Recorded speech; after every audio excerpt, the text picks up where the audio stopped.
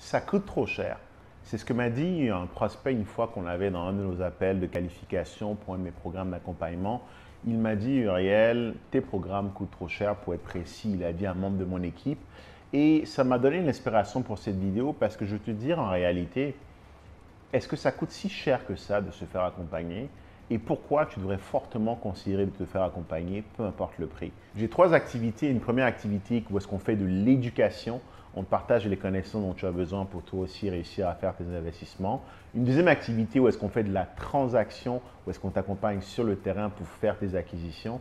Et une troisième activité où est-ce qu'on fait de la syndication, où est-ce que je rassemble des investisseurs, des deals et des ressources pour exécuter des gros projets. Dans le cadre de nos activités d'éducation, on a une personne au téléphone qui disait à un membre de mon équipe, ouais, mais Uriel, vos formations, ça coûte vraiment cher.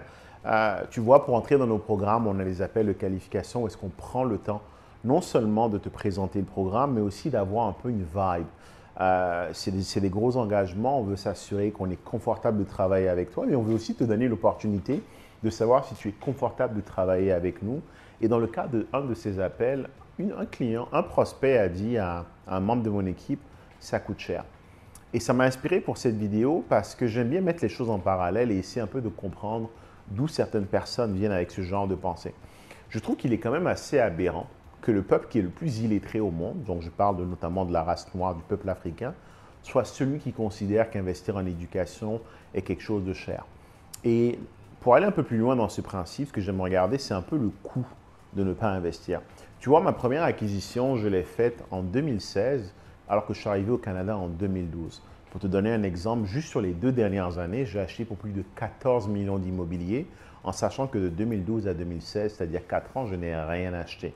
Et pourquoi? Parce que j'ai fait l'erreur de ne pas aller chercher l'éducation. Et pourquoi?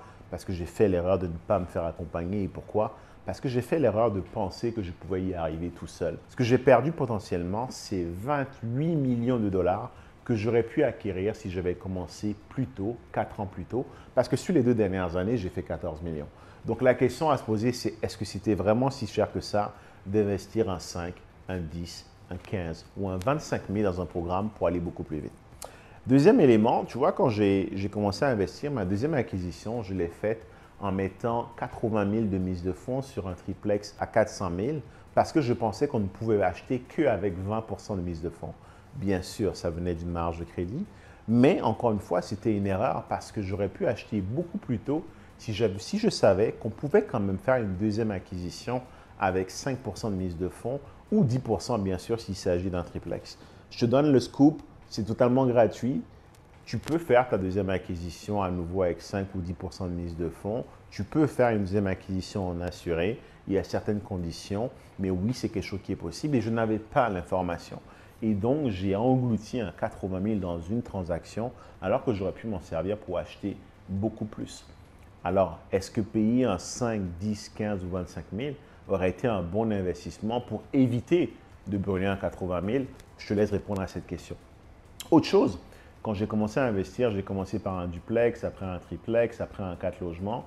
Mais le jump que j'ai fait, j'ai commencé en 2019 à investir dans du multilogement parce que j'ai investi un 15 000 dans une formation de la place où est-ce qu'on m'a appris à évaluer la valeur d'un bâtiment, où est-ce qu'on m'a appris à investir en multi.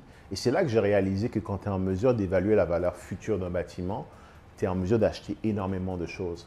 Je viens de recevoir un courriel de la part de la SCHL qui me disait que j'allais avoir à peu près 400, plus ou moins 455 000 de retour d'argent suite à mon refinancement, à partager avec mon partenaire bien sûr, sur le premier 9 logements que j'ai achetés quand j'ai pris cette formation. De 2016 à 2019, j'ai acheté uniquement du petitplex et j'ai commencé à acheter du multi en 2019 parce que j'ai investi 15 000 dans une formation. Est-ce que tu es d'accord avec moi que je l'aurais investi plus tôt? J'aurais acheté plus de bâtiments et du coup, j'aurais eu plus accès aux 455 000 que je viens de faire avec ce 9 logements. Est-ce qu'on s'entend que ces 3 années où j'ai investi de 2016 à 2019 uniquement dans du petit bâtiment, c'est des années où j'aurais pu acheter 1, 2, 3, voire 4 multilogements en plus et donc j'aurais fait 455 000 fois 4 en plus dans ma poche et dans celle de mon partenaire. À nouveau, je te repose la question, est-ce que 5, 10, 15, 25 000 étaient trop investis pour aller chercher ce genre de résultats. La réalité, c'est que ce qui t'empêche d'être là où tu veux être, c'est ce que tu ne sais pas. Comme le dit mon ami Xavier, ce qui te coûte le plus cher, c'est ce que tu ne sais pas. C'est l'information que tu n'as pas qui t'empêche de faire ce que tu devrais faire pour avoir ce que tu devrais avoir. Si j'avais investi plus tôt dans cette formation, j'aurais acheté plus de multilogements et par conséquent, j'aurais été beaucoup plus loin dans ma carrière aujourd'hui. Mais ça ne s'arrête pas là. En 2021, j'ai investi dans une formation à 5 000 $ sur la place pour apprendre à faire du développement immobilier.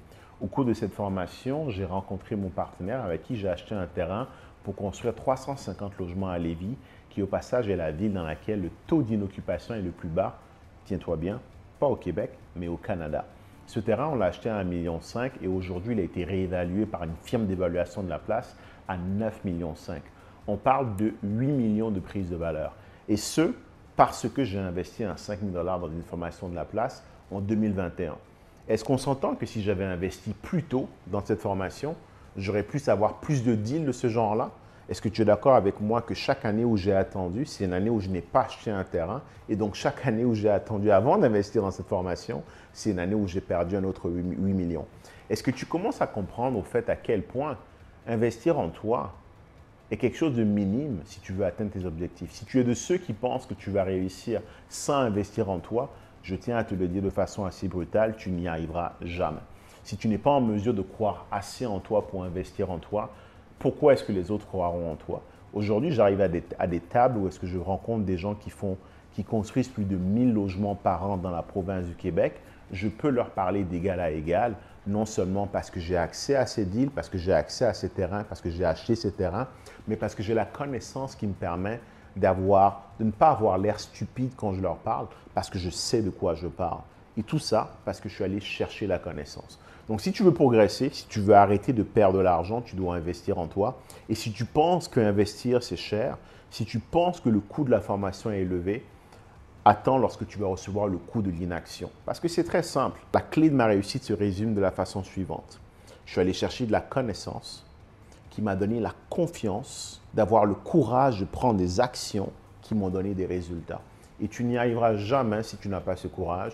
Et tu n'auras jamais ce courage si tu n'as pas la confiance. Et tu n'auras jamais la confiance si tu n'as pas les connaissances.